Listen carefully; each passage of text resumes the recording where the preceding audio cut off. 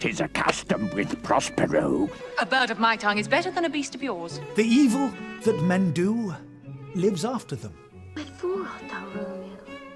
What dreams may come when we have shuffled off this mortal coil. Blood hath been shed ere now.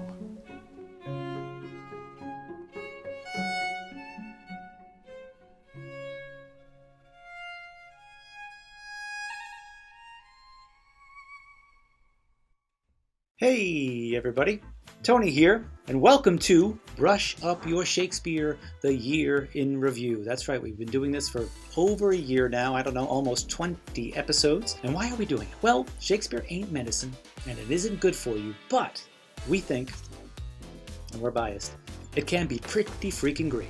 Once more unto the breach, dear friends! Once more! Or close the wall up with our English dead! Now you think you hate Shakespeare, we think you're lying. Or, as the man himself would put it, the lady doth protest too much, methinks. But maybe, just maybe, you think you don't get it.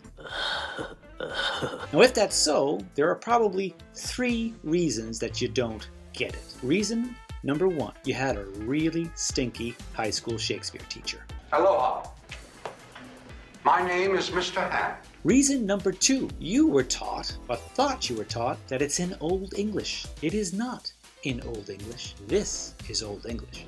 Oft skyld shaving, shadena threatum, monigum maigthum. Reason number 3, the actors are often crappy. Sleep when I am drowsy and tend on no man's business. Laugh when I am merry. So, that means I'd say that about 70% of it is our fault. That means the actors, not this guy's, our fault. Now, actors are responsible to make it clear, to make it plain, and invite you, the audience, in. And good actors do it like this. The raven himself is hoarse, that croaks the fatal entrance of Duncan under my battlements. So that means that 30% of it is your fault. So don't let stinky teachers There will be no eating. and crappy performances The most exquisite Claudio deny you the treasure of the greatest writing in the history of the English language. And besides, we know you love him. Why? Because you quote him all the time, and I can prove it. If you cannot understand my argument and declare it's Greek to me, you are quoting Shakespeare, specifically Julius Caesar. If you claim to be more sinned against than sinning, you are quoting King Lear. If your property has vanished into thin air, The Tempest. If you have ever refused to budge an inch, that's Taming of the Shrew, or suffered from green-eyed jealousy, Othello. If you have played fast and loose, that's from King John, a play that probably none of us have read. If you have been tongue-tied, that's from Sonnet 85. If you've been hoodwinked, Romeo and Juliet. Or in a pickle, that's from The Tempest. If you have knitted your brows, Henry VI, Part 2. If you have made a virtue of necessity, that's Two Gentlemen of Verona. If you slept not one wink, that's Cymbeline. If you have set your teeth on edge, that's Henry IV, Part 1. At one fell swoop, Macbeth, without rhyme or reason, Comedy of Errors. Then, to give the devil his due, Henry VI. If the truth were known, Winter's Tale. And send me packing, Henry VI, Part 2. If you wish I were dead as a doornail, Henry VI, Part 1. If you think I'm a laughingstock, Merry Wives of Windsor. Or the devil incarnate, Titus Andronicus. If you think I'm bloody-minded, Henry VI, Part 3, or a blinking idiot, right? Merchant of Venice, then by Jove, oh Lord, tut-tut, for goodness sakes, that's many, many plays. What the dickens, Merry Wives of Windsor, it is all one to me. Twelfth Night, you are quoting Shakespeare. And I think these brilliant actors will back me up. Enjoy. Who might be your mother that you insult, exalt, and all at once? Over the wretched. Do you see? Oh, how can it be? Thy mantle good, what? Stained with blood?